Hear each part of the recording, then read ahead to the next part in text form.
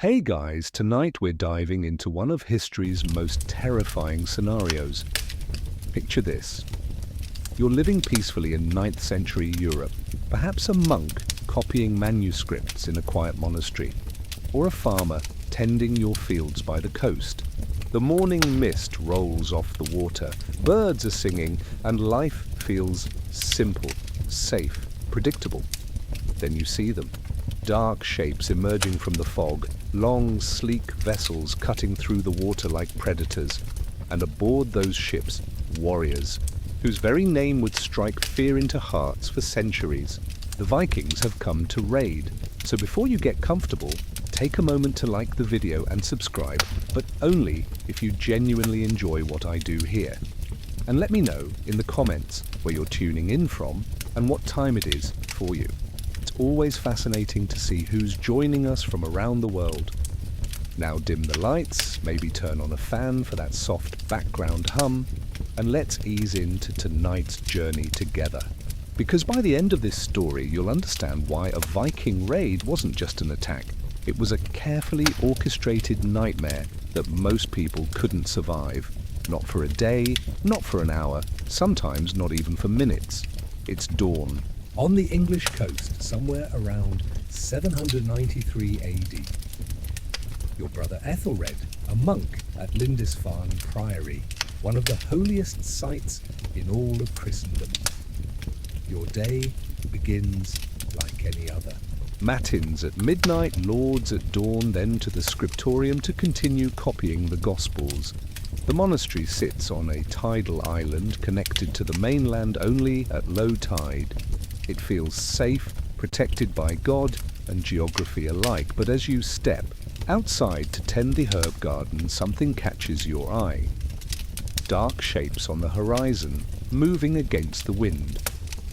Your first thought is merchant ships, perhaps bringing pilgrims or trading goods, but there's something wrong about the way they move. Too fast, too purposeful, too many. These aren't merchant vessels, they're long ships. And aboard each one are 30 to 60 warriors who have spent weeks, maybe months, planning this exact moment. They've studied the tides, mapped the coastline, and chosen their target with surgical precision.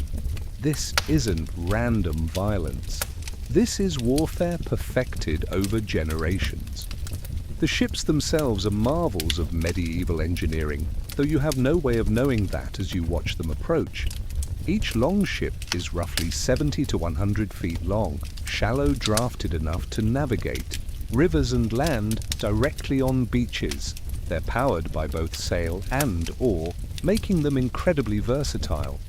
When the wind fails, 40 oars bite the water in perfect synchronization.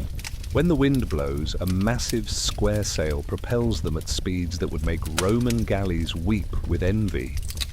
You squint across the water, trying to count them. 5 ships. Maybe 6.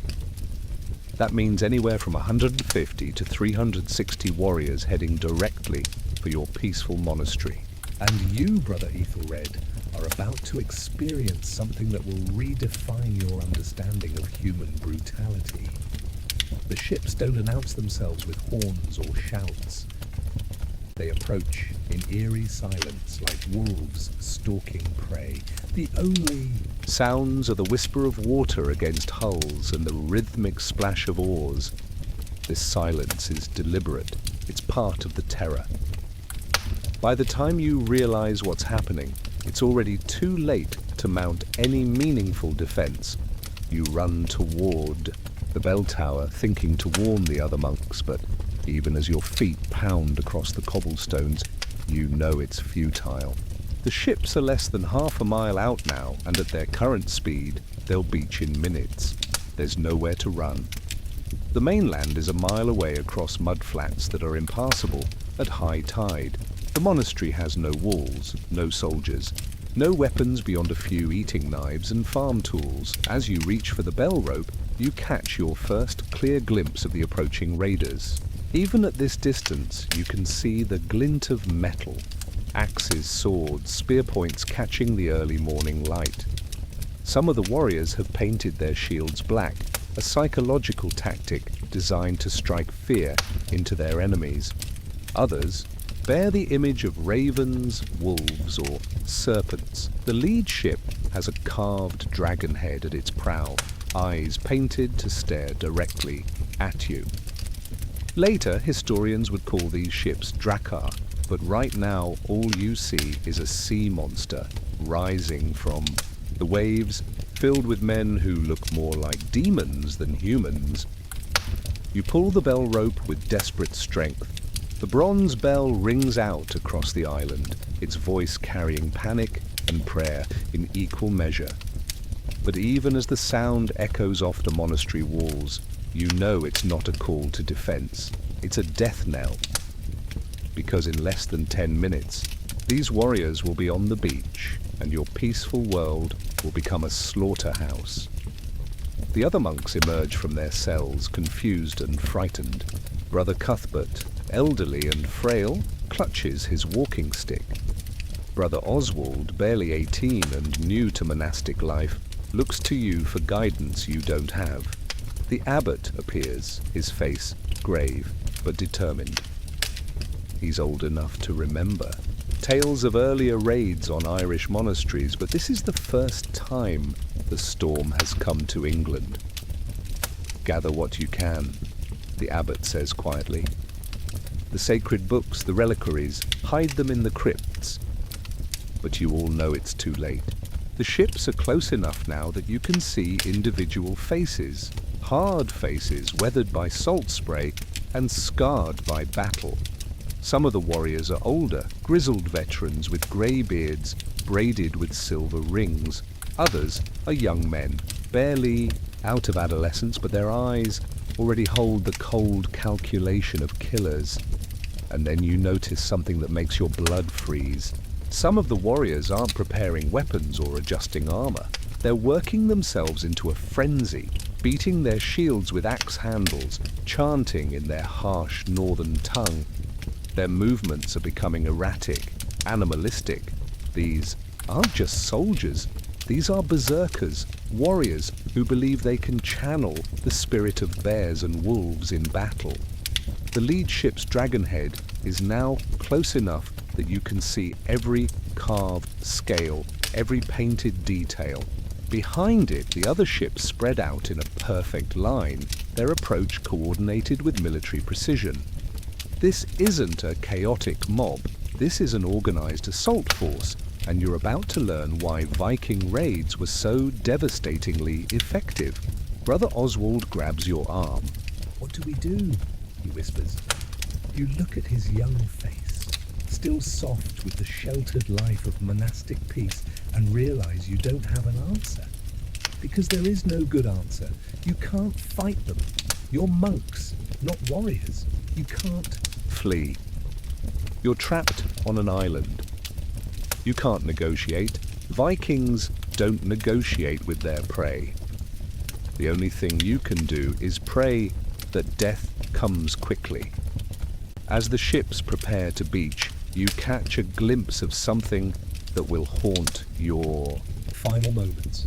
The warriors aren't just armed for battle, they're prepared for what comes after. You can see lengths of rope, iron shackles and empty sacks. They're not just here to kill, they're here to take whatever and whoever might be valuable enough to sell in the slave markets of Dublin or Kiev. The first longship grinds against the rocky beach with a sound like grinding bones. Warriors leap into the shallow water, not even waiting for the ship to fully beach. They're moving with practiced efficiency, spreading out to secure the landing zone and prevent any escape. And that's when you realize the true horror of your situation. This isn't the beginning of a battle. This is the end of your world. Everything you've known, everything you've believed about safety and sanctuary and the protection of God is about to be proven catastrophically wrong. The Vikings have arrived, and your hour has begun. The first warrior to reach the beach moves like something not quite human. His eyes are rolled back, showing only the whites. foam flecks his beard. He's stripped to the waist despite the morning chill, his pale skin covered in intricate tattoos and old battle scars. In his right hand, he grips a massive two-handed axe, its iron head darkened with what you desperately hope is rust, but suspect is dried blood. This is a berserker in the full grip of his battle fury, and you're about to witness something that medieval chroniclers would struggle to describe without sounding like they were inventing fairy tales. The berserker charges up the beach, not toward the monastery, but toward a small fishing boat pulled up on the shore. With a single swing of his axe, he reduces the boat to kindling, but he doesn't stop there. He begins attacking the pieces, chopping and hacking at the wood with mechanical fury, each blow accompanied by wordless howls that sound more animal than human. You watch in horrified fascination, unable to look away. This isn't strategic destruction. This is something else entirely. The berserker is working himself into an even deeper trance, using the violence to feed his fury until he becomes, in his own mind and that of his enemies, something beyond mortal. Concern. Behind him, more warriors land, but these move with cold, professional efficiency. They form a loose line, shields overlapping, advancing steadily toward the monastery. These are the career soldiers, the men who've turned raiding into an art form. They're not in a trance. They're completely aware, completely in control, and that makes them infinitely more dangerous than the berserker. You try to count them as they emerge from the ships, but the numbers become meaningless. 30, 40, 50 armed men spreading across the beach like a tide of iron and leather. Each one represents more combat experience than your entire monastery has ever possessed. Each one has killed before. You try to count them as they emerge from the ships, but the numbers become meaningless. 30, 40, 50 armed men spreading across the beach like a tide of iron and leather. Each one represents more combat experience than your entire monastery has ever possessed. Each one has killed before, probably many times. Each one knows exactly what he's here to do. The berserker finishes destroying the boat and turns his attention toward the monastery. His eyes, when they focus on you across the distance, show no trace of recognition or mercy. You are not a person to him. You are prey. The transformation is complete. Whatever humanity he possessed before the fury took hold is gone, replaced by something that believes itself to be a bear, a wolf, or a raven sent by Odin himself. But here's what makes the situation truly hopeless. The berserkers aren't just uncontrolled animals. They're weapons, carefully deployed by commanders who understand exactly how to use terror as a tactical advantage. The other warriors give the berserker space, forming a loose circle around him as he begins his final approach. They're not afraid Of him. They're using him. You see, berserkers weren't just wild men who got lucky in battle. They were elite warriors, carefully selected and trained. To become a berserker, a man had to prove himself in combat many times over. Then came months, sometimes years, of preparation involving ritual meditation and the consumption of various substances that modern historians still debate. Some say it was alcohol, others suggest hallucinogenic mushrooms, a few believe it was simply the power of suggestion and intense psychological conditioning. But whatever the method, the result was undeniable. In battle, berserkers felt no pain, showed no fear, and fought with a fury that broke enemy formations before the main force even engaged. They were shock troops, psychological weapons designed to shatter morale and create chaos in enemy ranks. As the berserker approaches the monastery, you notice something that makes your situation even more desperate. He's not alone. Two more warriors are working themselves into similar frenzies on the beach. One is beating his shield with an iron-headed mace, the rhythmic pounding growing faster and more frantic. The other has begun a strange jerky dance, his movements becoming increasingly violent and erratic. This is a coordinated psychological assault.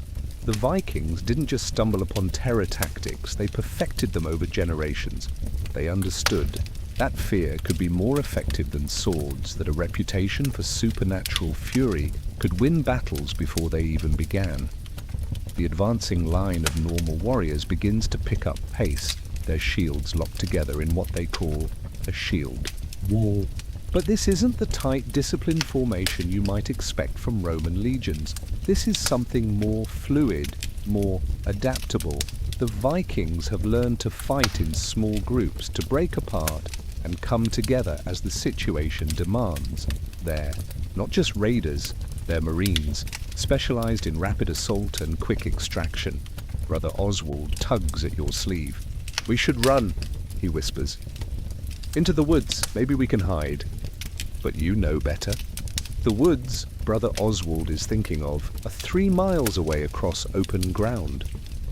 Even if you could somehow get off the island, even if the tide were low enough to cross the mudflats, you'd never make it. These warriors have been planning this raid for weeks. They know the terrain, the tides, the escape routes. They've done this before many times. More importantly, you're not dealing with a mob. You're dealing with professional soldiers who've turned raiding into a science. They know exactly how to prevent escape, how to herd their victims, how to maximize both terror and profit.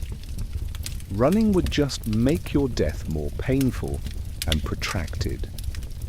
The berserker reaches the monastery's outer courtyard and pauses, tilting his head like a predator scenting prey. For a moment, the terrible howling stops, replaced by an even more unnerving silence. Then he smiles, and you see that his teeth have been filed to points, a common practice among berserkers meant to enhance their wolf-like appearance. Behind him, the main force of raiders begins to spread out, cutting off every possible escape route. Some head for the boats pulled up on the monastery's small dock. Others move to surround the main buildings. A few begin examining the bell tower, probably calculating how best to get to the bronze bell itself, which represents a significant amount of valuable metal. But it's the berserker who holds your attention, because he's started moving again, and his target is clear. He's heading directly for the main chapel, where morning prayers are still in progress. A handful of monks who didn't hear the bell, or who chose to trust in God's protection rather than flee, are kneeling before the altar. You want to shout a warning, but your voice catches in your throat, because you realize that warning them would be pointless. There is no escape, no defense, no rescue coming. The ships on the horizon have landed, and now there's only the question of how quickly the end will come. The berserker kicks open the chapel door with such force that it splinters off its hinges. The sound echoes across the courtyard like thunder, and the other raiders pause in their advance to watch what comes next. This too is part of the psychology. They want you to see what happens to those who resist, who pray, who believe there. God will protect them. What happens next will haunt you for the few minutes you have left to live. The berserker disappears into the chapel, and for a moment there's an eerie silence, broken only by the gentle lapping of waves against the shore. Then the screaming begins. Not battle cries or war shouts, but the raw, desperate sounds of unarmed men facing sudden, brutal death. You're about to learn why Viking weapons weren't just tools of war. They were instruments of terror, designed not just to kill efficiently, but to break the will of anyone who witnessed their use. The primary Viking weapon, the one you'll see in the hands of most raiders, is the battle axe. But this isn't the massive two-handed weapon you might imagine from Hollywood movies. Most Viking axes are single-handed affairs, perfectly balanced, with heads that curve from a narrow edge at the back to a broad, razor-sharp blade at the front. They call it a bearded axe because of the way the lower portion of the blade extends downward like a metal beard. These axes are devastating in ways that swords simply aren't. A sword thrust requires precision, skill, and the right angle to penetrate, mail or thick clothing. An axe, on the other hand, delivers its force over a smaller area, concentrating tremendous power behind a sharp edge. It can split shields, crush helmets, and cleave through bone with terrifying ease. More importantly for raiders, axes are versatile tools. The same weapon that can split a man's skull can also break down doors, smash open treasure chests, or hack. Through rope and leather, Vikings don't carry separate tools for different jobs. Every piece of equipment serves multiple purposes, and the axe is the perfect example of this efficiency. But the psychological impact of the axe is just as important as its practical effectiveness. There's something primal and terrifying about being attacked with what is essentially a refined version of humanity's oldest tool. It speaks to fears buried deep in our ancestral memory, the terror of being hunted by predators with cutting implements. The screaming from the chapel stops abruptly, replaced by the sound of splintering wood and crashing metal. The berserker is destroying everything inside, not just killing the monks, but obliterating the sacred space itself. This isn't random vandalism. It's deliberate psychological warfare designed to demonstrate that nothing is sacred, nothing is safe, and no god can protect his followers from Viking steel. As you watch the chapel door, paralyzed by horror, you become aware of movement to your left.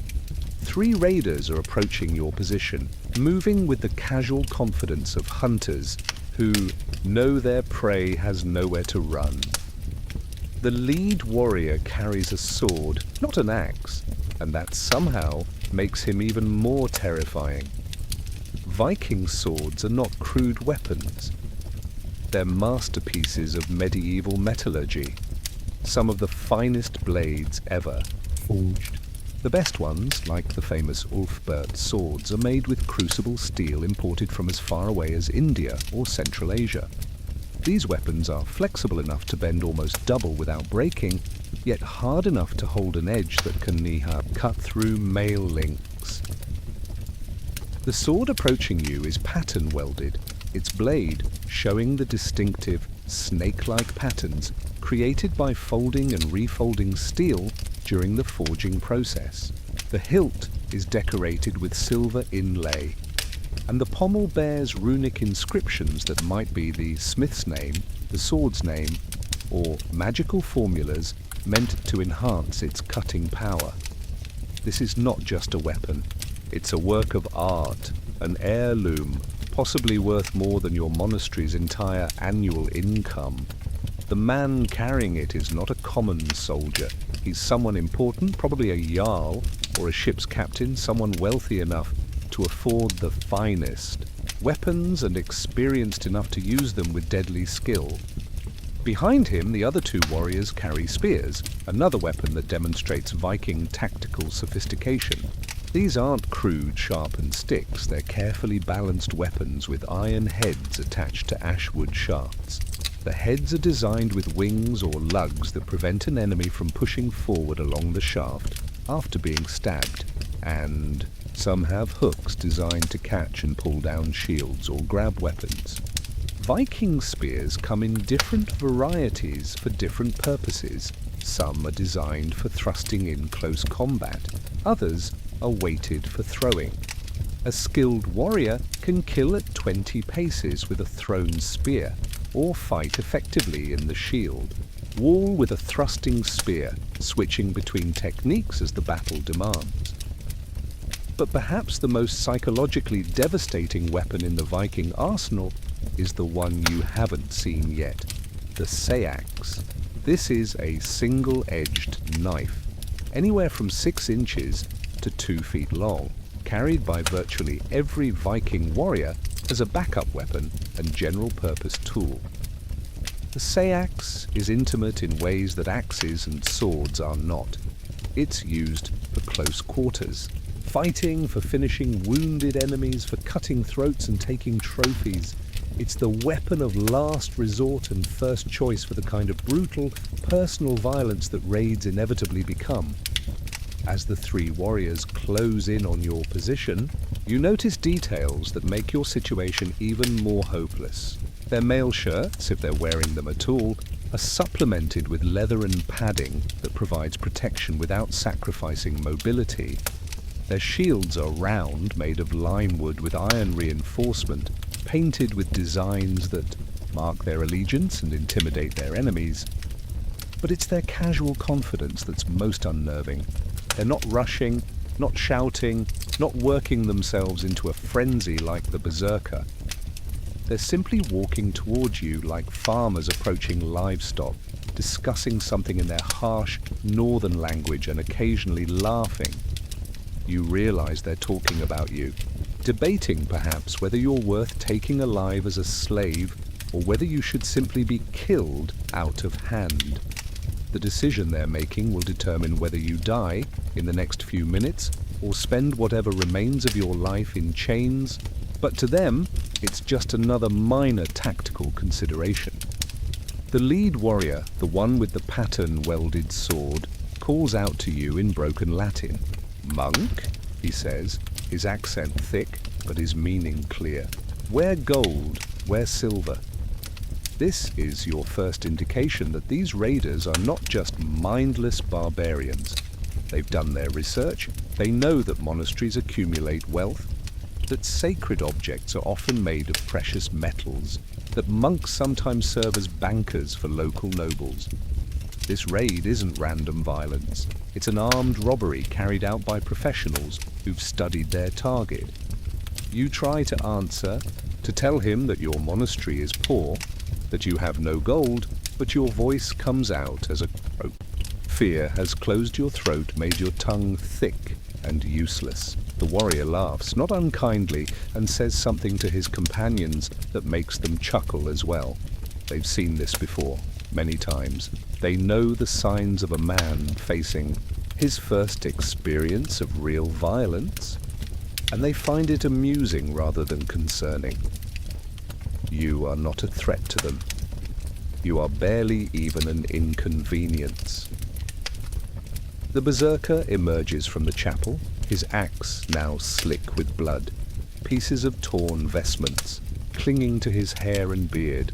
He's covered in what looks like gold dust, the ground-up remains of illuminated manuscripts, sacred books that took months to create and represent centuries of accumulated knowledge. He sees the 3 warriors talking to you and shouts something in Norse that makes them laugh. Then he throws back his head and howls like a wolf, the sound echoing off the monastery walls and seeming to summon more raiders from the ships. You're surrounded now, completely cut off from any hope of escape.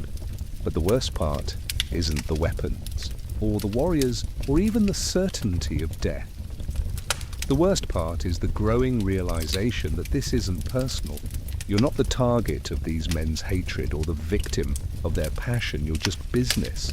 And business for the Vikings is very, very good. What you're witnessing isn't chaos, despite how it might appear. It's a carefully choreographed military operation that has been refined over generations of raiding. The Vikings didn't become the terror of medieval Europe through random violence. They became legends through systematic scientific brutality. The 3 warriors who have cornered you represent different elements of the Viking tactical system. The sword-bearer is clearly the leader, probably a seasoned jarl who's commanded dozens of raids. The spear carriers are his huskarls, professional warriors who've sworn loyalty to him personally and fight as a coordinated unit. While they hold you in place, you can see the larger operation unfolding around the monastery with military precision. Teams of 2 or 3 raiders are systematically searching every building, not randomly looting, but following a clear plan. Some head for the kitchen and storerooms, looking for food and drink that can sustain the crew on their journey home. Others make straight for the workshop areas, seeking iron tools that can be melted down or traded. But it's the group heading for the scriptorium that demonstrates the Vikings' sophisticated understanding of value. They're not illiterate barbarians, destroying books out of ignorance. They know exactly what they're looking for. Illuminated manuscripts with gold leaf, silver clasps on book covers, jeweled reliquaries, and carved ivory pieces. These items represent portable wealth that can be easily transported and sold in markets from Dublin to Constantinople. The leader of your captors calls out in Norse, and immediately several other warriors begin converging on your position. But they're not coming to help capture you, they're coming because the sword bearer has identified something valuable.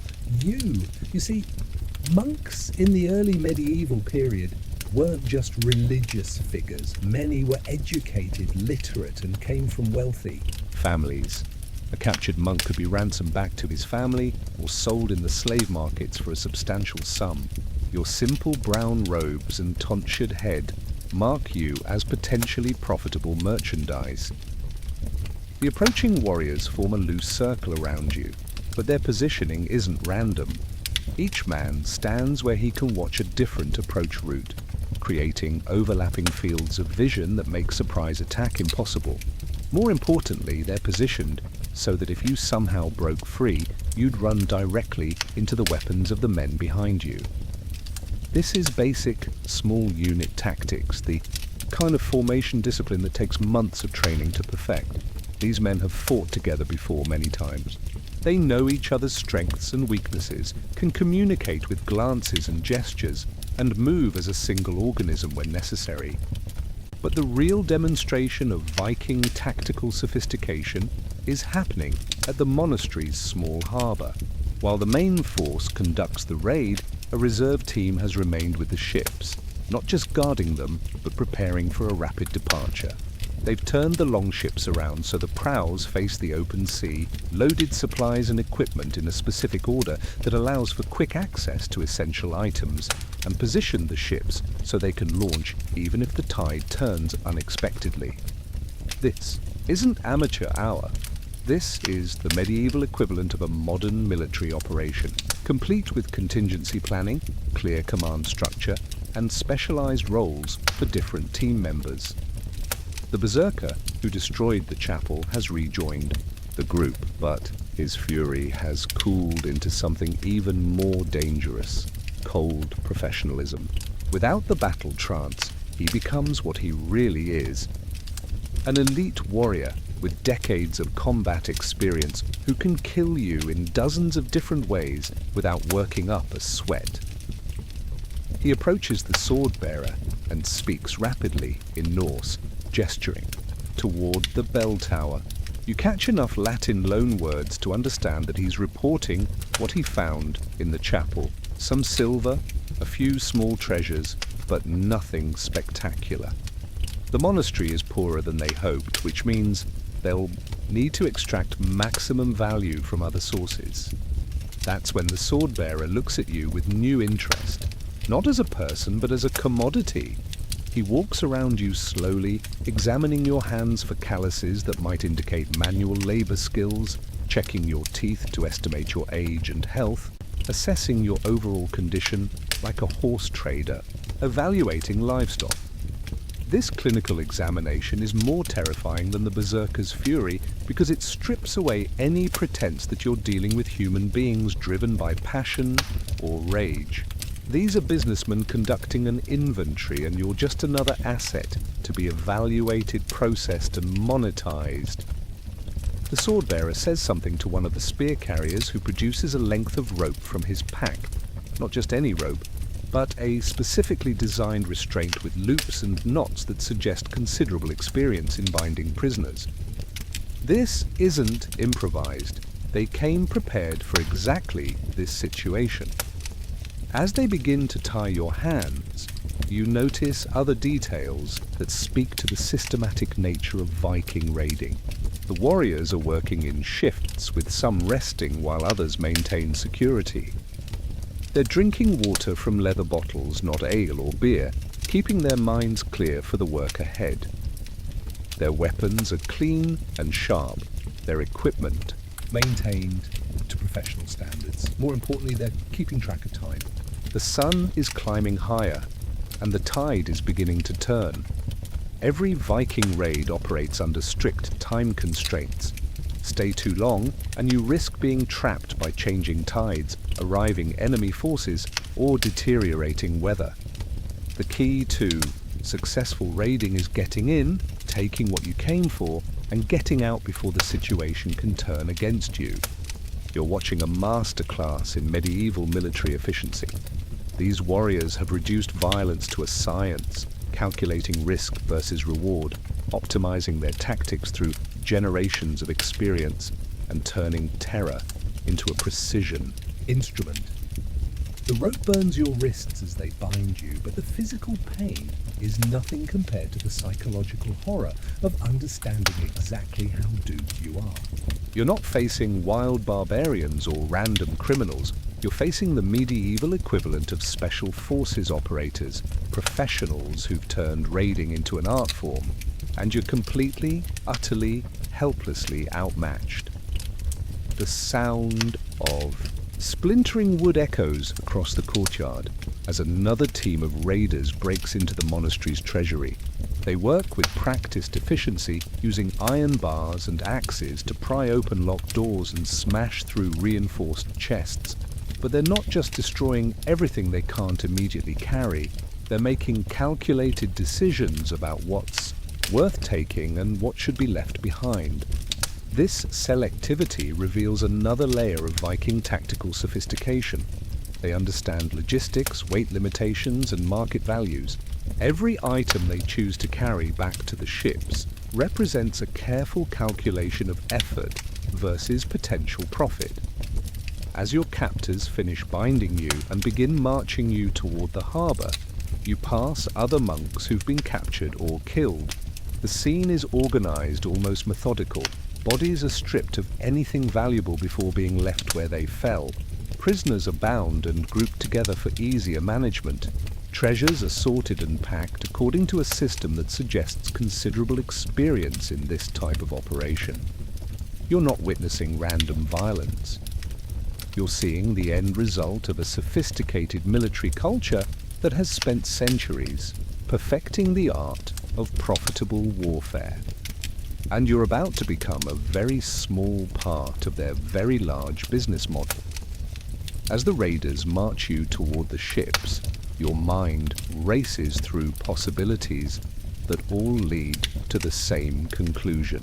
You're trapped in a situation where every choice is wrong. Fight, and you die quickly. Run, and you die slowly. Surrender, and you spend whatever remains of your life in chains. There are no good options, only different forms of disaster. But let's explore what would happen if you somehow found the courage to resist, if some desperate surge of adrenaline convinced you to try fighting your way out. After all, you're not completely helpless. You're a young man in reasonable health. You have the advantage of knowing the monastery's layout, and there are farm tools scattered around that could serve as weapons. The moment you try to break free, several things happen simultaneously, all Of them bad for you. First, you discover just how much stronger these warriors are than you anticipated. The average Viking raider is built like a medieval equivalent of a special forces operator. Years of rowing, fighting, and manual labor have given him functional strength that goes far beyond what you could develop copying manuscripts and tending gardens. When the spear carrier grabs your arm to stop your escape attempt, his grip feels like an iron manacle. You might as well try to break free from a bear trap. Second, you learn about the speed gap between trained warriors and civilians. Vikings fight for a living. Their reflexes are honed by countless battles, their movements economical and precise. You've never thrown a punch in anger, never had to dodge a weapon, never experienced the brutal physics of hand-to-hand combat. The moment you make an aggressive move, you're operating in their world, and in their world, you're an infant facing professional killers. Let's say you somehow manage to grab a shovel from the garden and swing it at the nearest raider. What happens next? He doesn't dodge dramatically or stumble backward like an actor in a play. He simply steps inside your swing, catching your wrist with one hand while driving his knee into your solar plexus with surgical precision. The shovel drops from your nerveless fingers as you fold over, gasping for air that won't come. But that's just the beginning. While you're doubled over trying to breathe, the raider behind you brings his spear butt down on the base of your skull, with exactly enough force to drop you without causing permanent damage. They don't want to kill you yet. You're worth more alive than dead. But they need to establish dominance and discourage further resistance. As you hit the ground, tasting blood and dirt, you experience something that no amount of prayer or scholarly study could have prepared you for: the reality of medieval violence. It's not noble or glorious or fair. It's brutal, efficient, and utterly one-sided. These men have reduced combat to a craft, and you're not even an apprentice. The sword-bearer says something in Norse that makes the others laugh, probably commenting on your pathetic attempt at resistance. Then he kneels beside you and speaks. In that broken Latin again: monk, foolish. Try again. Monk, dead. Understand? You understand. Fighting is suicide. These warriors have been killing people since they were teenagers. They've fought in dozens of raids, survived ship battles in North Sea storms, and faced down enemies who actually knew how to use weapons. You're not a threat to them. You're barely an inconvenience. But what if you tried to run instead of fight? What if you somehow slipped your bonds and made a break for the woods or the water? Surely your knowledge of the local terrain would give you some advantage. The short answer is no. The longer answer is that Vikings are very, very good at hunting humans. Remember, these warriors didn't just sail randomly to your coast and hope to find something worth stealing. They've been planning this raid for weeks or months. They've studied the tides, mapped the coastline, and identified escape routes. More importantly, they've done this before many times, and they know exactly how panicked civilians behave when faced with armed raiders. If you somehow broke free and ran toward the mainland, you'd be running across mud flats at low tide with no cover and nowhere to hide. The raiders would have plenty of time to catch up with you, either on foot or by launching one of their smaller boats.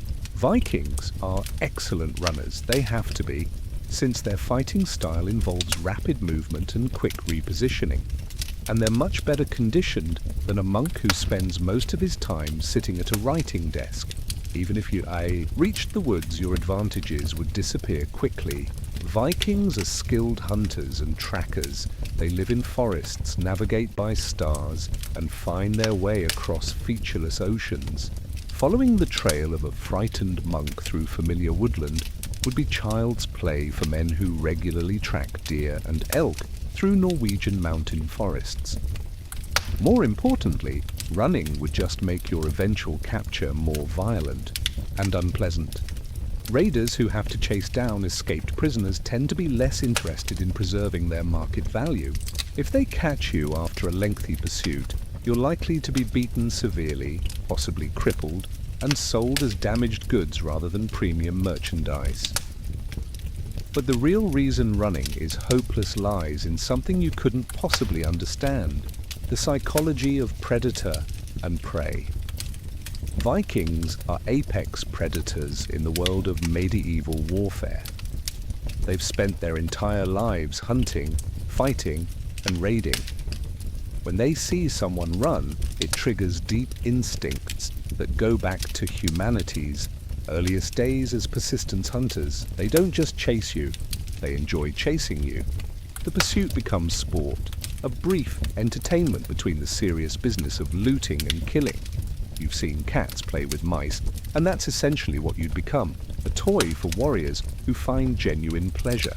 In the hunt, as you lie on the ground, your failed escape attempt fresh in your memory and your body aching from the casual violence of your recapture, you're forced to confront a terrible truth. There is no heroic option here. There's no clever plan, no desperate gambit, no last-minute rescue. You're completely at the mercy of men who view mercy as a business decision rather than a moral obligation.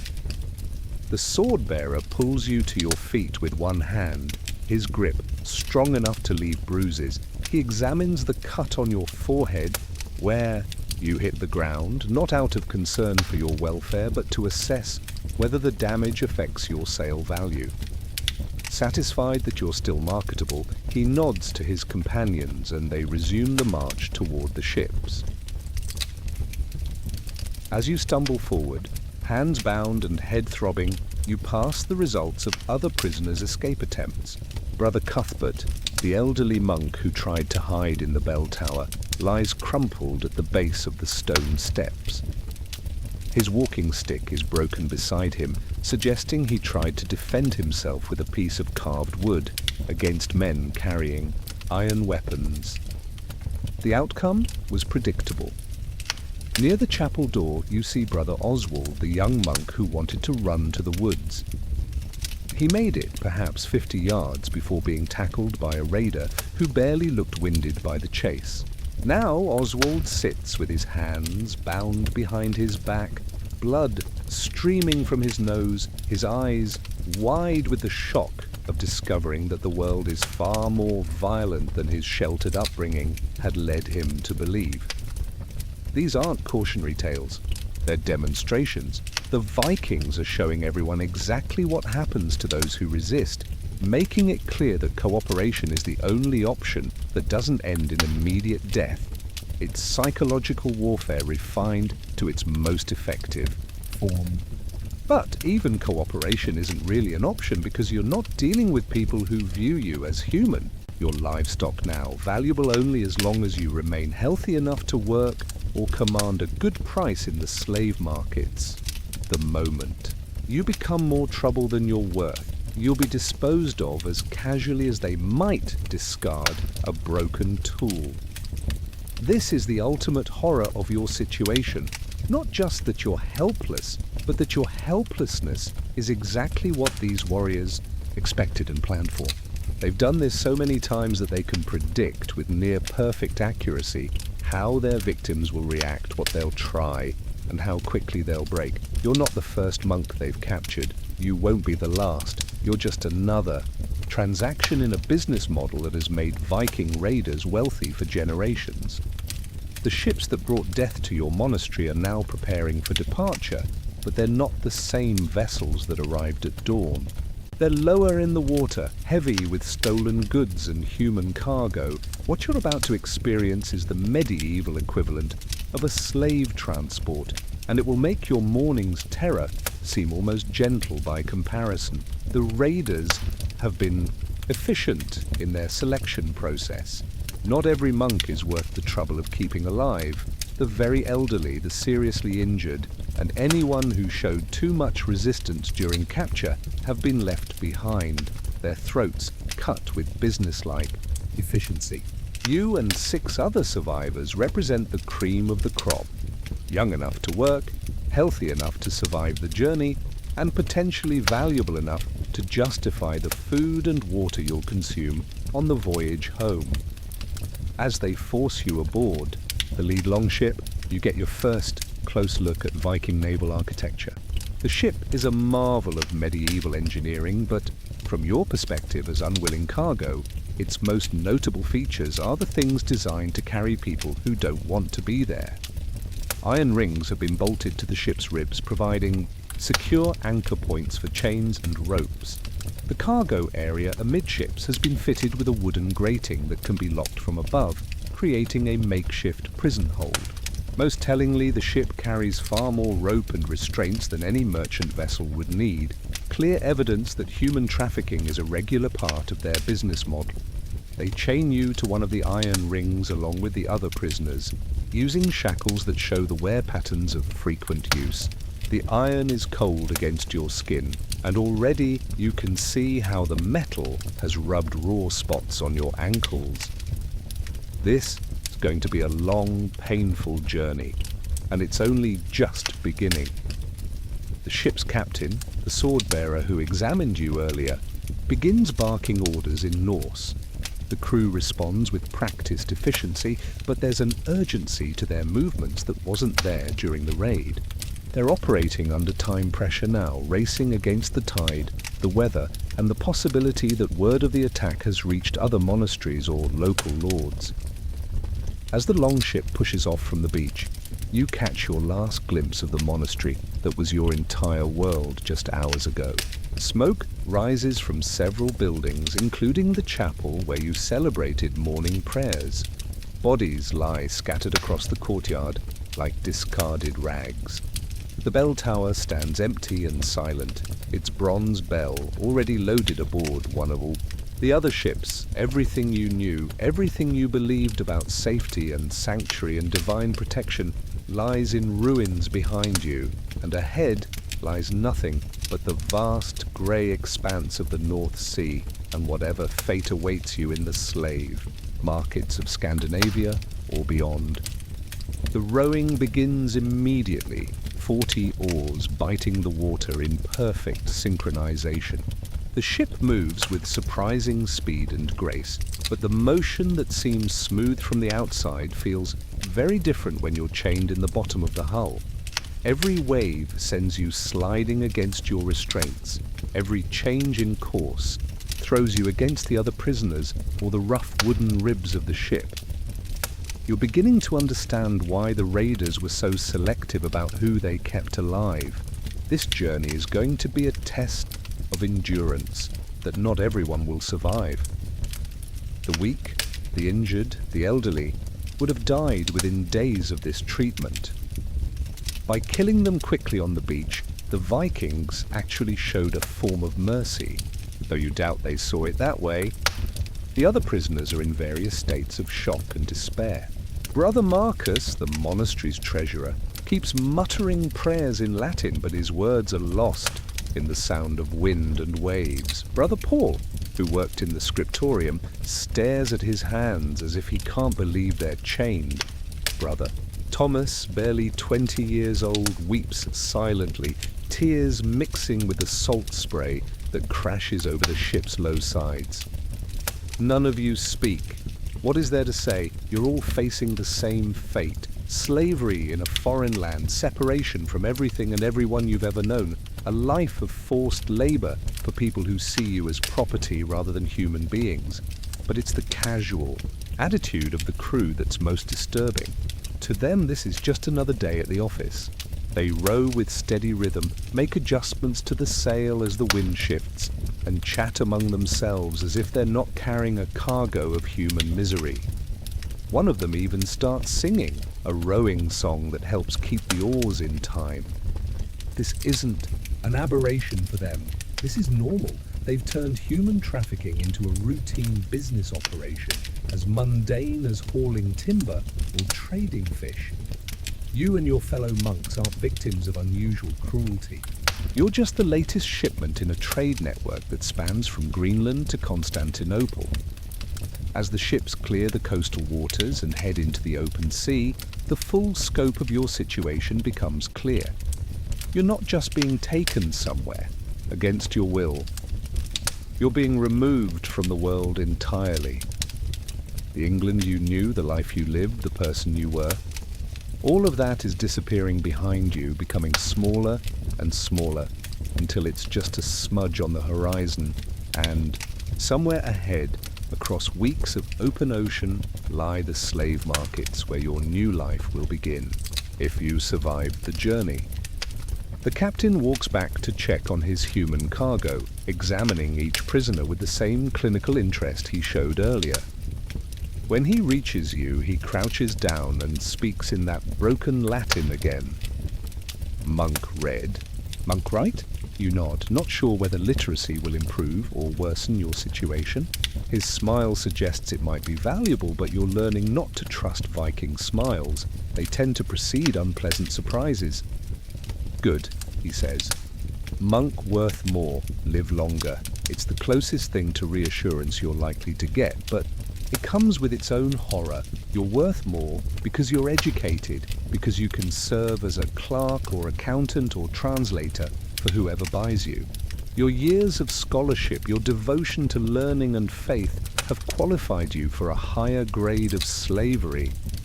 The irony is lost on the captain, but it's devastating to you. Everything that made you who you are, everything you worked to achieve in your religious life has been reduced to a line item on a Viking balance sheet.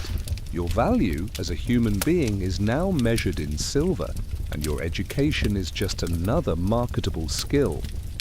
As the longship settles into its rhythm for the long journey ahead, you close your eyes and try to pray.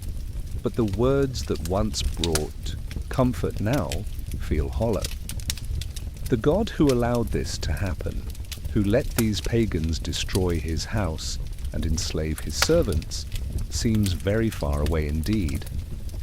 You're beginning to understand that your hour in a Viking raid was just the beginning. The real test of endurance is about to start, and it's going to last for the rest of your life. As the longship cuts through the grey waters of the North Sea, you have time to think about what you've experienced, and slowly you begin to understand something that chills you more than the salt spray and ocean wind. What happened to your monastery wasn't just a military operation or even a business venture. It was psychological warfare of the highest order, designed not just to extract wealth, but to spread terror far beyond the immediate victims. The Vikings didn't just want your gold and silver, they wanted your fear. Consider the timing of the raid. It came at dawn when people are least alert, most vulnerable, but more than that, it came during morning prayers, deliberately targeting the most sacred moment of the monastic day. This wasn't coincidence. The raiders knew exactly when to strike for maximum psychological impact. They could have waited until later, when the monks were scattered across the island attending to various duties. They could have struck at night, using darkness to mask their approach. Instead, they chose the moment when their victims would be gathered together in prayer, completely defenseless, trusting in divine protection that would prove utterly inadequate. The message was clear. Your God cannot protect you. Your prayers are worthless. Your faith is an illusion. Nothing is sacred. No one is safe. But the psychological manipulation went deeper than just timing. Every aspect of the raid was designed to maximize terror and minimize resistance. The berserkers weren't just there to fight, they were there to break the will of anyone who witnessed them. The calculated destruction of the chapel, the systematic looting of sacred objects, the casual violence against defenseless monks, all of it was theater, designed to create such overwhelming horror that resistance would seem impossible. Think about how the raiders moved through the monastery. They didn't just kill everyone and burn everything down. That would have been simpler. But the most insidious aspect of Viking psychological warfare is how it corrupts the very idea of resistance. You've seen what happens to people who fight back, and the lesson is clear. Fighting is pointless. The Vikings are too strong, too fast, too well trained. Any attempt at resistance just prolongs the agony and increases the violence. This learned helplessness isn't an accident. It's a carefully cultivated response that makes future raids easier. Towns that have heard stories about Viking raids are less likely to resist. Local lords are more likely to pay tribute rather than risk confrontation. Monasteries might even pay protection money, essentially funding the very raiders they're trying to avoid. You're beginning to understand that what happened to you wasn't personal. It wasn't even really about your monastery's modest wealth. You were chosen as participants in a larger strategy, a campaign of terror that extends across all of medieval Europe. Your suffering serves a purpose that goes far beyond the immediate profit from your capture and sale. The Vikings have weaponized fear itself, turning it into a tool more effective than any sword or axe. They've created a reputation so terrible that the mere sight of their ships on the horizon can cause entire towns to evacuate. Kings pay tribute to raiders they've never even fought, simply to avoid the possibility of experiencing what you've experienced.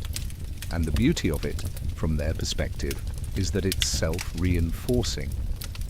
Every successful raid adds to the legend. Every story of Viking brutality makes the next target more likely to surrender without a fight.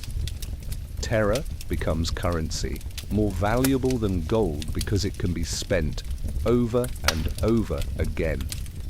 As you sit, chained, in the bottom of the long ship, listening to the raiders laugh and sing as they row toward home, you realize you've become part of this machinery of fear.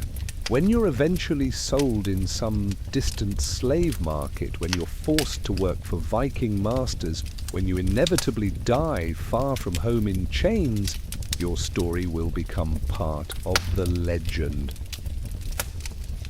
Other monks will hear what happened to Brother Ethelred, and they'll be just a little more frightened, a little more ready to surrender when the dragon ships appear on their horizon. Your suffering will make their conquest easier, more profitable, more complete. This is the true genius of Viking warfare. They don't just defeat their enemies, they break them. They don't just take wealth, they create the conditions that make future wealth easier to take. They're not just raiders, they're architects of terror, building a system that feeds on itself and grows stronger with every successful attack. And you, Brother Ethelred, are both victim and accomplice in this system. Your capture adds to their wealth. Your suffering adds to their reputation. Your story adds to their power. The salt spray hits your face as the ship rides up over a larger wave, and you realize you're crying. Not just from fear or pain or grief for your fallen brothers. You're crying because you understand now that your hour in a Viking raid was never really about survival. It was about becoming a weapon to be used against the next monastery, the next village, the next group of innocent people who believe there. God will protect them from the fury of the north. The sun climbs higher as the long ship settles into its journey, and you're forced to confront another disturbing truth about your captors. These aren't wild berserkers drunk on battle fury or savage barbarians driven by bloodlust. They're businessmen, and you've just become a very carefully calculated investment. Listen to how they talk among themselves as they row. Even though you don't speak Norse, you can hear the rhythm of negotiation, the cadence of deal-making. They're discussing markets, prices, potential buyers. One points to Brother Marcus and says something that makes the others laugh, probably commenting on his age and the limited market for elderly slaves. Another examines Brother Paul's hands, noting the ink stains that mark him as a scribe. You're not people to them, you're inventory. Walking, breathing commodities to be transported, maintained, and sold for maximum profit. And they're very, very good at this business. The ship carries specific supplies for human cargo, extra water rations, dried meat that can keep prisoners alive without wasting valuable fresh provisions, and even a crude medical kit for treating injuries that might affect Sale value. They've done this before many times, and they've refined the process through experience. The captain makes regular inspections of his human goods, checking for signs of illness, injury, or despair that might indicate a prisoner is unlikely to survive the journey. This isn't compassion, it's quality control. A dead slave is worthless, but feeding a prisoner who's going to die anyway is a waste of resources. You watch him evaluate Brother Thomas, the youngest of your group, who's been weeping steadily since the raid began. The captain crouches down and examines the young monk's face, checking his eyes, feeling his forehead for fever. He speaks a few words in broken Latin, trying to determine if Thomas is physically ill or just emotionally broken. The distinction matters because emotional trauma can be overcome, but disease can spread to other prisoners or crew members. If Thomas was showing signs of plague or fever, he'd be thrown overboard immediately. But tears and despair are manageable problems that don't affect market value.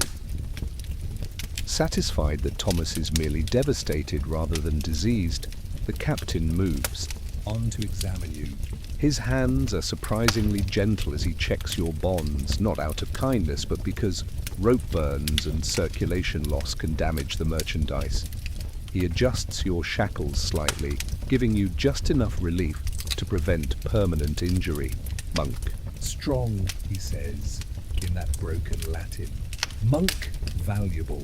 Monk, no die. It's a promise and a threat in equal measure. You won't be allowed to die, but you also won't be allowed to live as anything more than property. Your survival is guaranteed only as long as it serves their profit margins. As the hours pass, you begin to see the full scope of the Viking slave trade. This isn't a small operation run by a few desperate raiders. It's an industry, a complex economic system that spans continents and involves thousands of people at every level. The raiders themselves are just the front end of the business, the acquisition specialists who gather raw materials.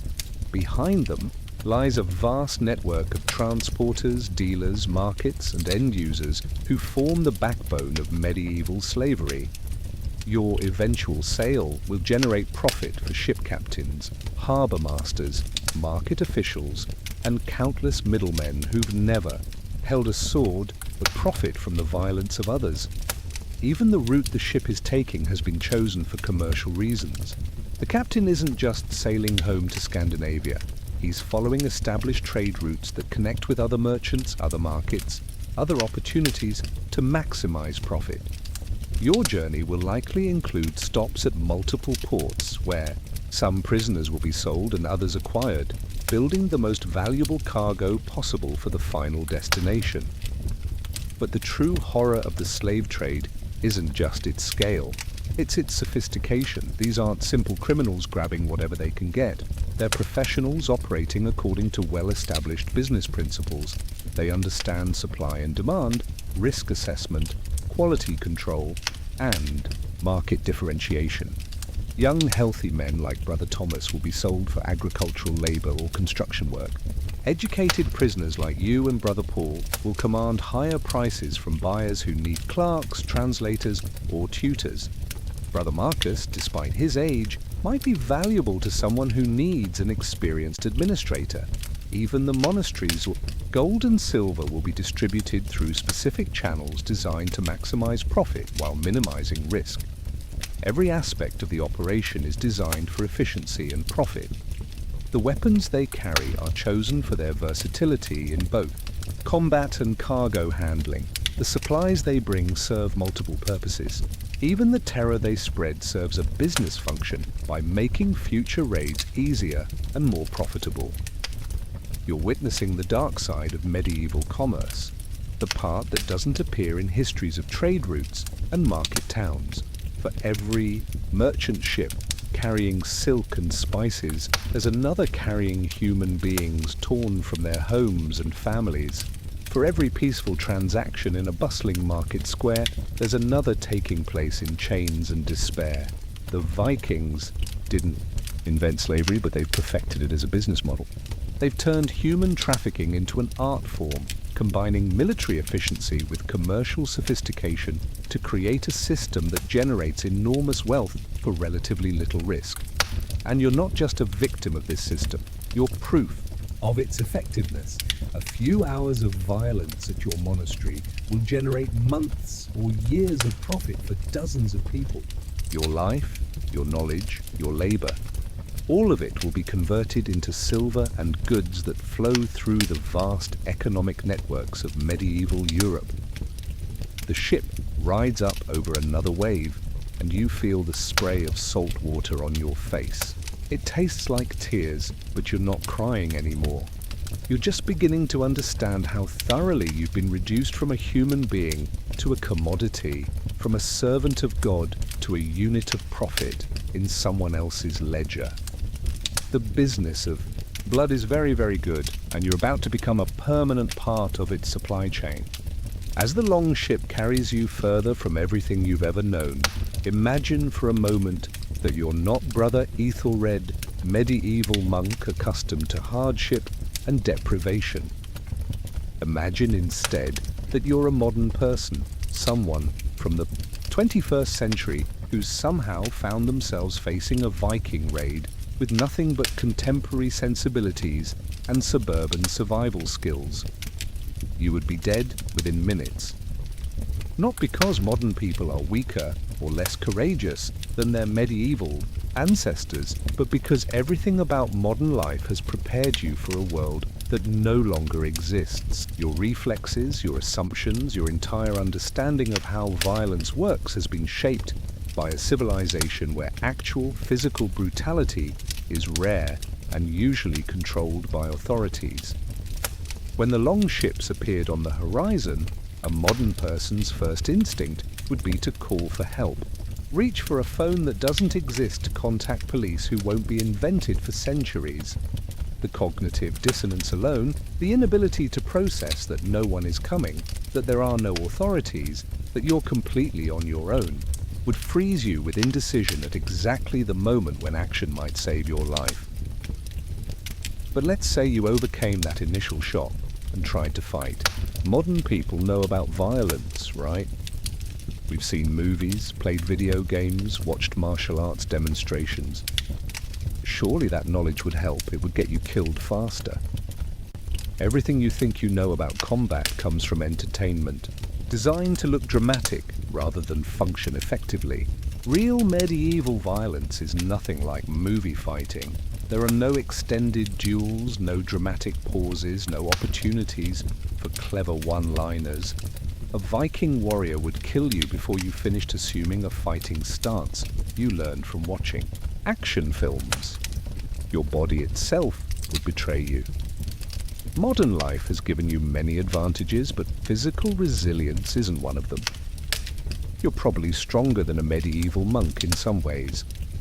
Better nutrition, medical care, and controlled exercise can build impressive muscles.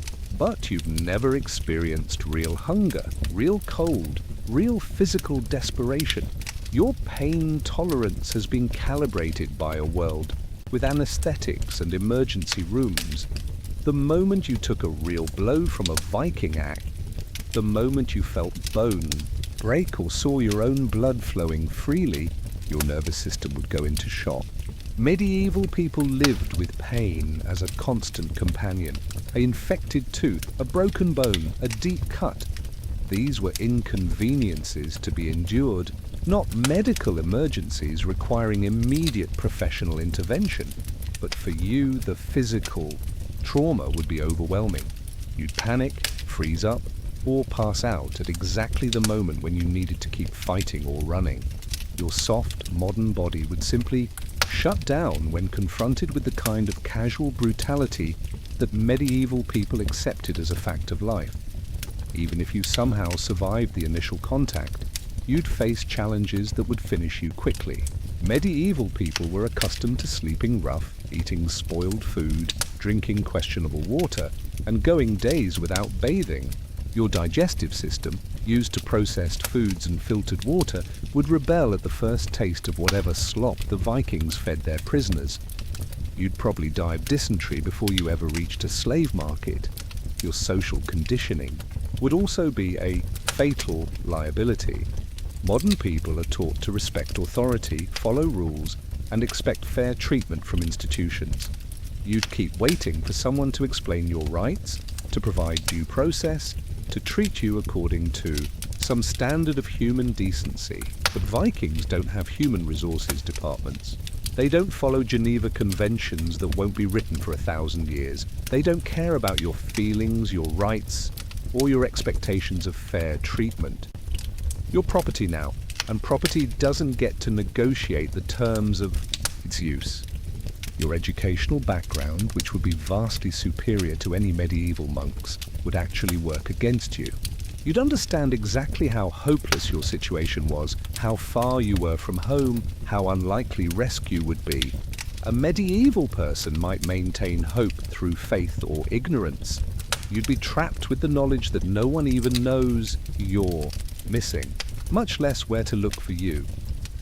The psychological trauma would be devastating. Modern people aren't prepared for the casual cruelty of medieval life. We live in a world where violence is aberrant, where cruelty is pathological, where suffering is seen as a problem to be solved rather than a condition to be endured.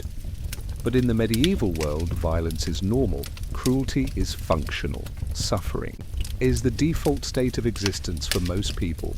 Your contemporary moral framework would provide no guidance for navigating a world where might literally makes right, and mercy is a luxury that few can afford. You'd probably have a complete psychological breakdown before the ship even left English waters. The combination of physical trauma, existential terror, and cultural shock would shatter your modern mind like glass hitting stone. Even your advantages would become disadvantages. Your literacy, which might make you valuable as a slave, would also make you acutely aware of how completely cut off you were from everything familiar. You could read, but not in languages that mattered. You could write, but had no way to send messages. You could calculate, but mathematics wouldn't help you break iron chains. Your knowledge of history would be particularly cruel. You'd know that. The Viking Age lasted for centuries, that raids like this one were common, that there was no cavalry coming over the hill to rescue you. You'd understand that slavery was a fundamental part of medieval economics, that millions of people lived and died in chains, that your individual suffering was just a tiny part of a vast system of exploitation. A medieval monk could maintain hope through faith, believing that God would deliver him or at least reward his suffering in the afterlife, but your modern secular worldview would offer no such comfort. You'd see your situation with stark clarity. You were property now, chattel to be bought and sold, worked until you died far from home, among people who would never see you as human. The irony is that your comfortable, safe, modern life would have prepared you for none of the realities of medieval existence. You'd be like a house cat thrown into a wolf pack, technically the same species, but so far removed from natural conditions that survival would be impossible. Brother Ethelred, for all his shock and terror, at least understands the world he's living in.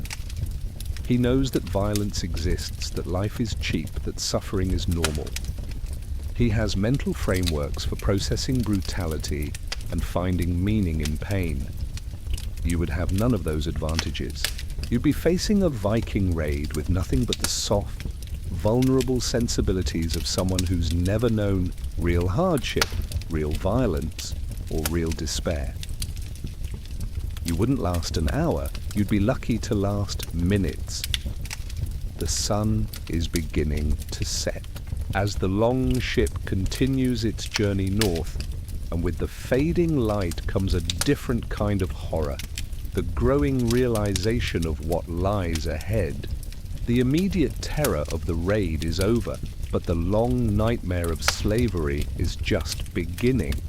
You've survived your first day as Viking property, but survival is a relative term. You're alive, but everything that made life worth living has been stripped away. Your identity, your purpose, your connections to everything you hold dear, all of it is gone, replaced by the simple, brutal reality of chains and ownership. Other prisoners are dealing with this realization in different ways. Brother Marcus has retreated into prayer, mumbling the same Latin phrases over and over, like a magical incantation that might somehow undo what's happened. Brother Paul stares at the horizon as if he's trying to will himself back home through sheer concentration. Brother Thomas has stopped crying, but his silence is somehow more disturbing than his tears. Young Thomas has begun the psychological transformation that will either save his sanity or destroy it completely. He's learning to stop thinking of himself as a person with rights and dignity and start thinking of himself as an object with only survival value. It's a horrible adaptation, but it may be the only way to endure what's coming. The Vikings, meanwhile, have settled into the routine of a successful voyage. They're relaxed now, confident that they've put enough distance between themselves and any possible pursuit. Some are sleeping, others are maintaining equipment. A few are fishing off the side of the ship to supplement their food supplies. Their casual attitude is perhaps the most disturbing thing of all. To them, this is just another day at work. They've destroyed a monastery, killed or enslaved everyone they found there, and stolen everything of value, and now they're heading home to spend their profits and plan their next raid. It's business as usual in the Viking world, but for you and your fellow prisoners, this is the end of everything. Your monastery is gone. Your brothers are dead or scattered. Your life's work lies in ashes. Everything you've spent years building, learning and believing has been reduced to rubble and memory. Worse yet, you're beginning to understand that this destruction wasn't accidental or incidental. It was the entire point. The Vikings didn't just want your gold and silver, they wanted to break something sacred, to prove that nothing is safe from their reach, to send a message that would echo across England for generations. Your monastery was chosen not just because it was wealthy, but because it was holy. The psychological impact of destroying a sacred site, of proving that God couldn't protect his own servants, was worth more to the Vikings than any amount of treasure. Terror, as you're learning, is their most valuable export. As night falls and the ship continues its northward journey, you try to imagine what awaits you at the end of this voyage. The slave markets of Dublin or York, where you'll be displayed like livestock for potential buyers to examine. The process of being sold to someone whose language you don't speak, whose customs you don't understand, whose treatment of you will depend entirely on their economic calculations rather than any sense of human decency. If you're fortunate, you might be purchased by someone who values your literacy and education. A wealthy trader who needs a clerk, a lord who wants a tutor for his children, a church that requires someone who can read Latin. These would be relatively comfortable forms of slavery, positions where your skills might earn you better treatment and living conditions, but you might just as easily be sold to a farmer who needs field hands, a craftsman who requires manual labor, or a ship captain who wants strong backs for rowing. Your education would be worthless in these situations, your former status meaningless. You'd be just another pair of hands to be worked until they wore out. The uncertainty is almost worse than the chains. At least as a monk, you knew what each day would bring. Prayers, work, study, community. Now you face a future where every aspect of your existence will be determined by strangers who view you as property rather than a person. But perhaps the cruelest aspect of your situation is how thoroughly it validates the Viking worldview. You spent your life believing in divine protection, sacred sanctuary, and the power of prayer to shield the innocent from harm. The raid has proven all of those beliefs to be illusions. The Vikings live in a world where strength is the only virtue that matters, where violence is the ultimate arbiter of disputes, where might literally makes right. They've just demonstrated the superiority of their philosophy by destroying yours completely. Your God didn't protect you, your prayers didn't save you. Your sacred space was violated as easily as any barn or market stall. This isn't just physical defeat, it's ideological conquest. The Vikings haven't just taken your body, they've shattered your entire understanding of how the world works. Everything you believed about justice, mercy, and divine providence has been proven wrong by the simple expedient of armed men with sharp weapons. As you drift in and out of uncomfortable sleep, chained in the bottom of a long ship carrying you toward a lifetime of servitude, you realize that Brother Aethelred the monk is already dead. He died on the beach at Lindisfarne when the first Viking warrior set foot on English soil. The person who remains, the one who will survive the slave markets and endure whatever comes next, will be someone else entirely. Someone harder, colder, more realistic about the nature of power and the value of human life. Someone who understands that in a world of Vikings, prayer is less useful than an act, and faith less reliable than fear. You've been educated in the most brutal classroom of all, reality. And the lesson you've learned is one that will stay with you for the rest of your life, however long or short that might be. The strong take what they want, the weak suffer what they must. And sometimes there's no difference between the two except the circumstances of birth and the accident of geography. The Viking ships sail on through the dark water, carrying their human cargo toward distant markets and uncertain fates. Behind them the monastery burns, its smoke visible for miles, a signal to all who see it that the age of sanctuary is over. The dragons have come from the sea, and nothing will ever be the same. So here you are, chained in the bottom of a Viking long ship, watching the last traces of your former life disappear beneath the dark waters of the North Sea. You've survived your hour in a Viking raid, but survival is a generous term for your current condition. You're alive, but everything that made life meaningful has been stripped away, reduced to ash and memory. The brutal truth is that you never really had a chance. Not you personally, not your monastery, not anyone caught in the path of these professional killers. This wasn't a fair fight or even a real contest.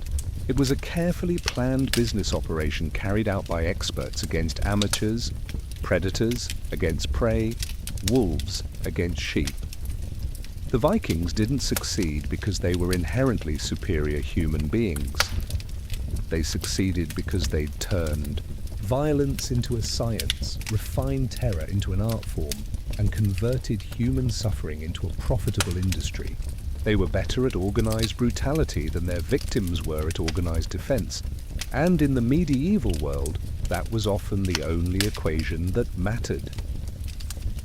But your story, horrific as it is, represents something larger than just one monastery's destruction or one monk's enslavement. You've witnessed the collision between two worldviews, two ways of organizing human society, two fundamentally different approaches to the question of how people should live together. The monastery represented order, learning, faith, and the belief that civilization could create spaces safe from the chaos of the natural world. The Vikings represented chaos, strength, pragmatism, and the belief that the only real safety came from being more dangerous than your enemies. On this particular day, Chaos won. Strength triumphed over faith. Pragmatism defeated idealism. The carefully constructed world of learning and prayer was swept away by men who understood that all the scholarship in the world couldn't stop a sharp axe wielded by someone willing to use it. This isn't to say that the Vikings were right and the monks were wrong. Civilization requires both elements, the builders who create and preserve, and the warriors who protect what's been built. But when those roles become separated, when the builders forget how to fight, and the fighters reject building, you get tragedies like Lindisfarne. Your monastery was destroyed not because it was weak, but because it had forgotten that strength was necessary. The Vikings succeeded not because they were civilized, but because they had never tried to be anything else but dangerous. Both philosophies, taken to extremes, created their own forms of vulnerability. as the ship carries you toward an uncertain future, you might find some grim comfort in knowing that your suffering serves a historical purpose. The destruction of Lindisfarne in 793 AD marked the beginning of the Viking Age, a period that would reshape the entire political and cultural landscape of medieval Europe. Your monastery's destruction wasn't just a local tragedy, it was the opening, shot in a campaign that would bring down kingdoms, create new trade routes, establish new settlements from Iceland to Russia, and ultimately force the entire European world to adapt or perish. The raid you experienced was just the beginning. Over the next 3 centuries, Viking longships would appear on rivers and coasts from Ireland to Constantinople, carrying warriors who had learned the lessons your captors are demonstrating. That mobility, surprise, and carefully applied terror could overcome almost any defense. But the Vikings weren't just destroyers. They were also explorers, traders, and settlers who would establish some of medieval Europe's most important cities. They reached North America 500 years before Columbus, established trade routes that connected Greenland to Byzantium, and created a maritime empire that stretched across half the known world. The very ships that carry you into slavery are marvels of medieval technology that will inspire shipbuilders for centuries. The navigation skills that brought these raiders to your remote monastery will guide explorers to distant continents. The organizational abilities that made the raid so devastatingly effective will build kingdoms in England, France, and Sicily. Your suffering is part of a larger story, one that will see Viking raiders become Viking kings, Viking settlers become Viking citizens, and Viking culture become permanently woven into the fabric of European civilization.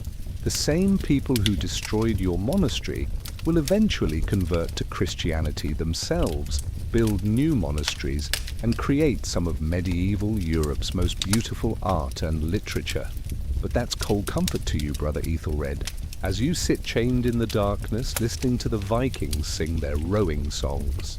You won't live to see the larger historical patterns or understand how your tragedy fits into the grand sweep of medieval history. You'll only know the immediate reality of loss, displacement, and the daily struggle to survive in a world that has shown you exactly how fragile civilization really is. The truth is that you wouldn't have lasted an hour in a Viking raid because no one was supposed to. That was the entire point. These weren't battles in any meaningful sense. They were demonstrations designed to prove beyond doubt that resistance was futile, that sanctuary was an illusion, and that the only safety lay in submission or distance. The Vikings perfected a form of warfare that bypassed traditional military confrontation entirely. Instead of meeting armies in open battle, they struck at the soft targets that armies were supposed to protect. Instead of besieging fortified positions, they attacked undefended monasteries, trading posts, and coastal settlements. Instead of fighting warriors, they terrorized civilians. It was asymmetric warfare centuries before that term was invented, and it was devastatingly effective against. Your monastery fell not because you were weak or unprepared or faithless, but because you were facing an enemy that had evolved beyond your ability to comprehend or counter. The Vikings represented something new in medieval warfare. Professional. Raiders who had turned violence into a systematic, scientific enterprise.